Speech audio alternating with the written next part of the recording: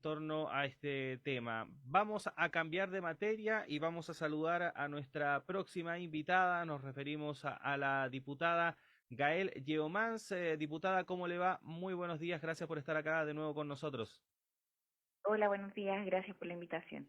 Sí, diputada de Convergencia Social, que va a hablar con nosotros respecto de un tema muy, pero muy importante, porque ayer se hizo un anuncio por parte de la ministra de la Mujer y Equidad de Género, Antonia Orellana, respecto del inicio del trabajo legislativo hacia un proyecto de ley de responsabilidad parental y pago efectivo de pensiones de alimentos, que se debería concretar dentro de la próxima semana ya ahí en el Congreso con la presentación de esta iniciativa legal.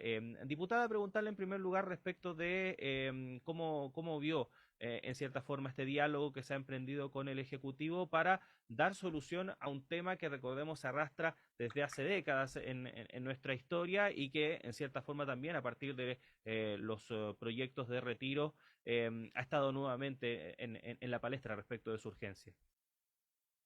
Bueno, lo primero es el gesto, ¿cierto?, que se hace por parte del Ministerio de la Mujer de invitar a las parlamentarias. Muchas de nosotras hemos presentado además iniciativas anteriormente y por lo mismo hace que la fuerza que pueda tener el proyecto de ley que se presente o las medidas que se presenten sea mayor. Y en ese sentido, buscar soluciones concretas al problema urgente que tiene que ver con el no pago de la pensión, porque genera primero un perjuicio directo a niños, niñas, adolescentes que están sin la pensión alimenticia y por lo tanto que todo el gasto lo tiene que llevar en su mayoría las madres, ¿cierto?, trabajadoras, y que por lo mismo se requiere también desde el Estado garantizar el pago como los derechos básicos en este caso. Por eso se están evaluando distintos mecanismos, primero para que lo que es esencial en esto, que es garantizar el pago, eh, obviamente teniendo en atención lo que produjo como efecto este retiro del 10% y el mecanismo de subordinación de la deuda que se efectuó y que permitió pagar 70.000 familias el pago de la pensión de alimentos. Eh, lo cual es significativo respecto a lo que sucedía con anterioridad, que no era un tema, ¿cierto?, que no se había planteado y tampoco se había visto la realidad que había detrás. Diputada, buenos días. Buenos días. Eh, en la conversación que tuvieron con la ministra Orellana, se habló específicamente de mecanismos cuando se habla, por ejemplo, de fiscalización para lograr el pago de los deudores. Nosotros sabemos que lamentablemente hay gente que es experta en evadir y en evitar aparecer, ¿no es cierto?, con recursos o con bienes que los obliguen a pagar. Por lo tanto, el tema de cómo perseguir efectivamente y fiscalizar es definitivamente el más complejo. Sí, o sea, no hay duda que este es el tema y el meollo del asunto, porque al final, eh, de hecho, se creó este registro nacional de deudores en el periodo pasado, en base también a varios proyectos que se habían presentado antes, pero es un registro que en el fondo está a prueba, se está implementando. Desde ahí se pueden utilizar distintos mecanismos que permitan también incrementar la fiscalización para efectuar el pago. Por eso, en este proyecto de ley se quieren implementar, ya sea por vía de transparencia, buscando dinero desde la Comisión de Mercado Financiero, que puede ser también una fórmula, un mecanismo, y también pusimos sobre la mesa otros proyectos que se están tramitando y que, claro, no han logrado salir del Congreso y que tienen que ver, por ejemplo, con el embargo de las cuentas bancarias. Mecanismos que permitirían, ¿cierto?, como hoy día no se cuentan con ellos, al contar con esas medidas, nos permitirían ir hacia los recursos económicos que pueda tener ese padre o, bueno, en su caso también madre de que no pague la pensión de alimentos. Y en último caso, recurrir, ¿cierto?, si es que todas las otras herramientas se agotan, al pago desde las cuentas de capitalización individual de las AFP, también como mecanismo, ¿cierto? Pero agotadas las otras, porque no podemos solamente basarlo en eso, no todos tienen, de hecho, recursos en los fondos de pensiones, y por lo mismo hay que agotar también otras instancias. Ujú. Diputada, dentro de los principales ámbitos que ayer se dieron o se comunicaron respecto de lo que puede contener este proyecto, hay uno que es bastante importante y que habla respecto de que este proceso, el proceso del pago de pensiones de alimentos, se haga con criterios de justicia y dignidad, reconociendo de esta forma las falencias que actualmente hay en nuestro sistema, sobre todo para el pago, la judicialización de los mismos procesos, etcétera, todo lo que eso significa para las mujeres y para las familias en general, para los niños, niñas y adolescentes. ¿Hacia dónde apuntan estos criterios de justicia y dignidad para revertir lo que actualmente se ve, por ejemplo, en los tribunales de familia? Sí, bueno, lo primero es, como les decía, este problema de no dejar a que solamente sea en este caso la mayoría de las madres trabajadoras las que estén buscando, investigando, periciando, ¿cierto? No sea su responsabilidad exclusiva buscar recursos para el pago de la pensión, sino tener todas las herramientas que permitan también ayudar en eso. Conversamos con la ministra el día de ayer sobre que en los juicios también se generan dificultades porque muchas veces las trabajadoras tienen que ir solas, ¿cierto?, detrás del pago de la pensión. Hay también un problema en materia de apoyo en el mismo procedimiento judicial, de asesoría, que consideramos es relevante, pero obviamente vamos a partir por las urgencias que se requieren y que en este caso permitir el pago de la deuda que se arrastra es uno de los temas más importantes y queremos avanzar rápidamente. Van a haber elementos a lo mejor que del todo no se presenten en este proyecto porque está la pretensión de presentar el proyecto la próxima semana, y esos elementos que no queden dentro del proyecto de ley los vamos a seguir trabajando.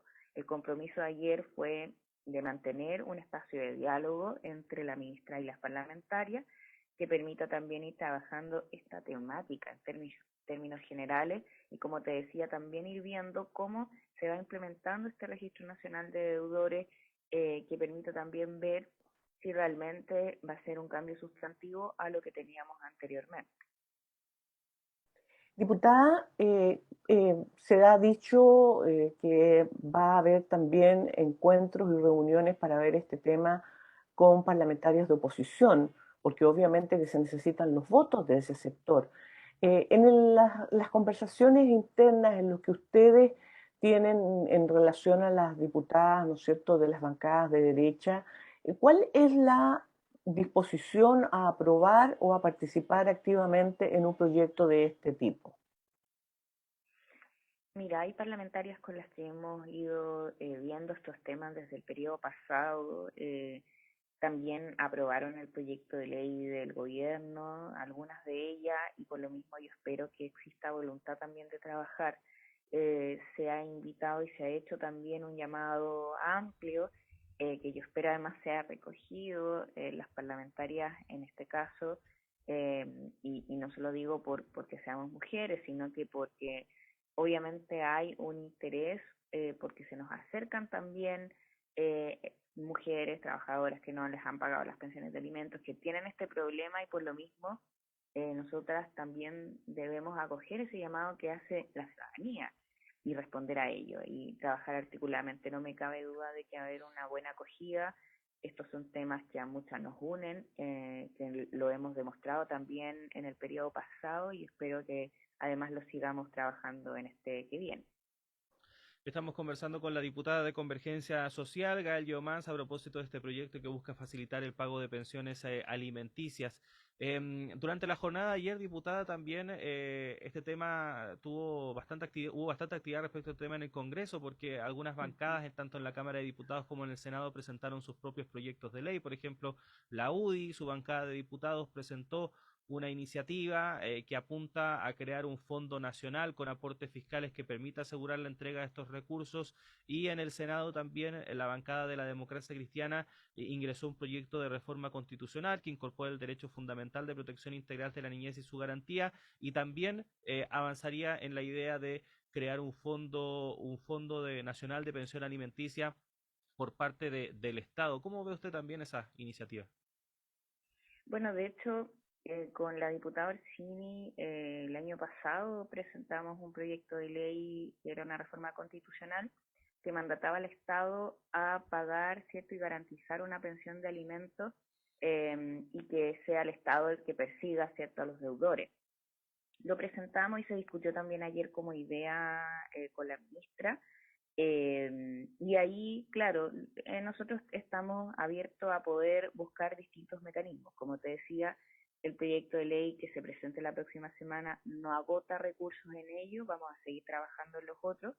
Eh, pero hay distintas situaciones que creo que es importante también detallar. Hay quienes tienen recursos económicos suficientes para poder pagar su pensión de alimentos y no lo hacen no porque no tengan, sino porque no quieren.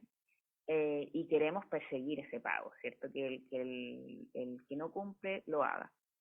Y por otra parte, también hay otros casos en donde, por ejemplo, conversamos ayer de la situación que se está discutiendo en el Congreso, también mediante un proyecto de ley, del proyecto de no exigirle el pago a aquellas adultas, adultos mayores, que en su caso son los abuelos, ¿cierto? Que tienen una pensión básica solidaria y que no se le puede exigir el pago de la pensión de alimentos desde ahí, y que por lo mismo hay que buscar otra alternativa. ¿Qué es lo que sucede en ese caso? No puede salir perjudicado el niño o niña. Y por lo mismo debiera ser el Estado, y al menos ese era el sentido que tenía nuestro proyecto de ley, el que presentamos con la diputada Orsini, debiera ser el Estado el que responda. Esos son mecanismos que van a estar sobre la mesa, obviamente hay que estudiar el impacto económico, cómo velar por el derecho del pago de la pensión de alimentos y, como les decía anteriormente, cómo ir viendo que estos pasos previos, ¿cierto?, de exigir el cumplimiento del pago efectivo se vayan generando, y así llegar a esa instancia también para que ningún niño no tenga la pensión alimenticia pagada y por lo mismo sus necesidades básicas cubiertas. Diputada, justamente usted acaba de tocar un punto que yo creo que puede ser preocupante a propósito de, finalmente, el Estado termina haciéndose cargo de las pensiones que deberían pagar los padres. Y uno dice, bueno, el Estado empieza a hacerse cargo de tantas cosas que puede ser un barril sin fondo. Eh, y la garantía de que el Estado pueda perseguir efectivamente a quienes puedan pagar tenía que ver con mi pregunta anterior, de cuáles iban a ser esos mecanismos para obligar a pagar, porque si no, con el tiempo podría producirse la figura de que, total, si finalmente el Estado cubre, ¿para qué nos preocupamos? Entonces, ¿cómo garantizar que eso no ocurra? Bueno, eso es lo que también, por eso, elementos, por ejemplo, respecto al cobro ejecutivo, el mandato de embargo desde las cuentas bancarias puede hacer una diferencia brutal, porque en el fondo estamos hablando de las cuentas que pueda tener en este caso el padre o incluso la madre en los casos minoritarios.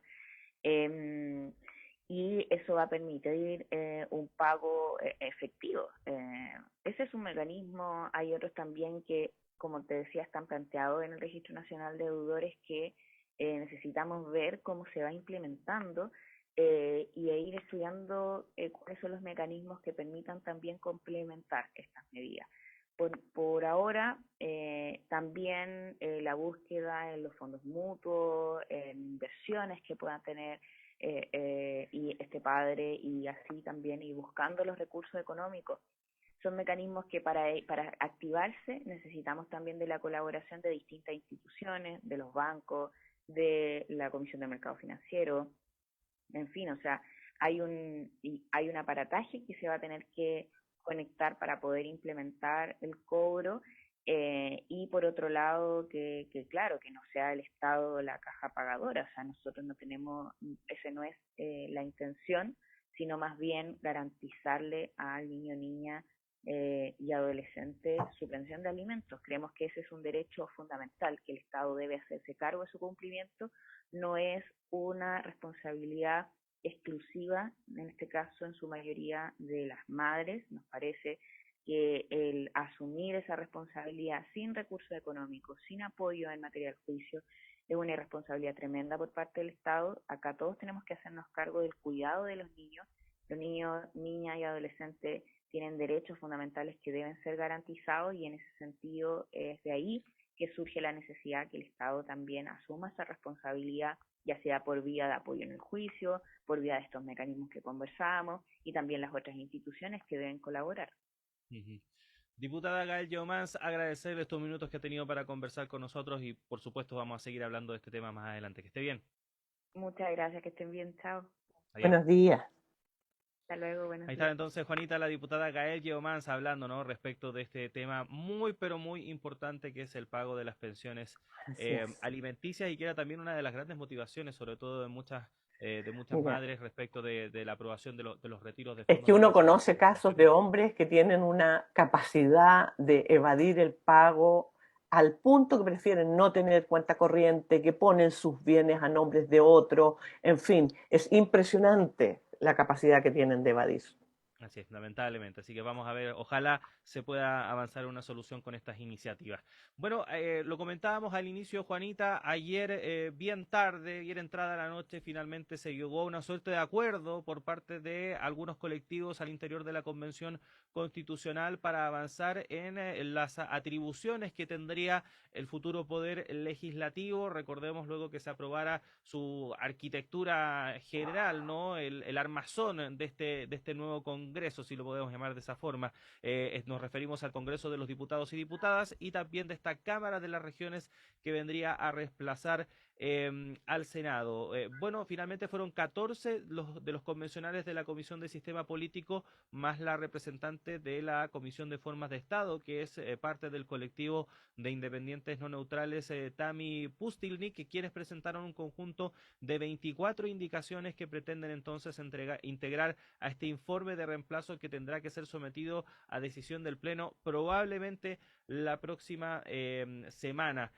Una situación que de todas formas no dejó a todos muy conformes, porque sabemos que habían posturas muy marcadas en algunos colectivos, por ejemplo respecto del colectivo del Partido Comunista, de tratar de mantener en lo más posible el diseño original de estas cámaras, dejando mayores atribuciones tanto al Congreso de Diputados y Diputadas y a la Cámara de las Regiones con ciertas atribuciones específicas, y otros colectivos como por ejemplo el socialista, que buscaban entregar mayores, por así decirlo, responsabilidades a la Cámara de las Regiones y de esta forma ser una suerte de contrapeso respecto de lo que puede hacer el Congreso de Diputados y Diputadas. Bueno, escuchemos lo que dijo en la previa de lo que fue la consecución de este acuerdo el convencional del colectivo del apruebo, Fuad Chaín, que no fue parte finalmente de Finalmente no estas firmó. negociaciones finales, no lo firmó. Dijo, en su momento dijo esperar que se logren acordar mayores atribuciones de las cámaras de las regiones, aunque se mostró escéptico respecto de esta posibilidad y planteó que de no alcanzarse un consenso, él prefería que esto finalmente lo decidiera el actual Congreso ahí en Valparaíso. Escuchemos.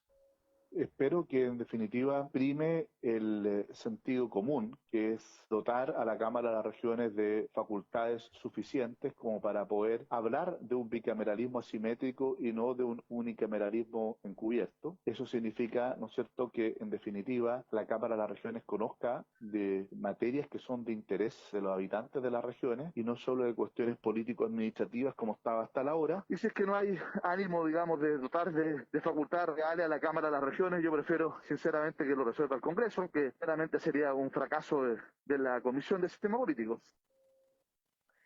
Sin duda, en el caso de Fuad Chaín y de quienes son partidarios de mantener el Senado, quieren que sea el Congreso, tomando en cuenta, ¿no es cierto?, que son incumbentes y que no me cabe duda que votarían por mantener prácticamente las mismas atribuciones que tiene el Senado actual. Entonces eso sería terrible. Bueno, justamente en la previa, el convencional del Partido Comunista, Marcos Barraza, que era uno de los que insistía justamente en mantener con muchos límites esta Cámara de las Regiones, afirmó que estaba abierto al debate, pero avanzar en un bicameralismo asimétrico era la opción, ya que, y porque pensaban, ¿no es cierto?, que el Congreso de Diputados y Diputadas debe ser la instancia de origen y término de la tramitación legislativa, lo que finalmente en el acuerdo sí se consideró. Para nosotros es fundamental que se mantenga el carácter asimétrico, indistintamente de las consideraciones que pueda expresar el Partido Socialista o independientes no neutrales. Estamos abiertos a un debate que permita un entendimiento, porque lo otro sería que no hubiese propuesta de sistema político para el proyecto de la Constitución, pero resguardando el carácter asimétrico y en consecuencia que el Congreso de Diputadas y Diputados sea la instancia de origen y término de los proyectos legislativos y que las materias que pueda haber la Cámara de las Regiones sean acotadas a las definiciones que impactan en el espacio regional en términos de situación. Bueno, en efecto, ya sabemos que entre los acuerdos que se llegó anoche está el que la tramitación legislativa se inicia y termina en la Cámara de Diputados, más allá de que se amplió, ¿no es cierto?, las atribuciones de la Cámara de las Regiones para ver aspectos que tienen que ver con derechos sociales, salud, educación, sistema previsional, entre otros. Vivienda también, así que vamos a ver Vivienda. qué va a pasar ahí con este acuerdo, porque ahora, claro, se abre un espacio para negociar ahí con los demás convencionales para convencerlos y de esta forma que cuando se llegue la votación al Pleno pueda alcanzar los 2/3 y evitar este escenario que ya se está proyectando de que pueda llegar a ser un tema resuelto en el Congreso. Juanita, son las 8:01, tenemos que despedirnos. Ya llega en minutos nuestro director Patricio López para continuar con el programa y nosotros nos reencontramos mañana, Juanita. Así que un abrazo, que estés bien. Que estén muy bien, que tengan muy buen día.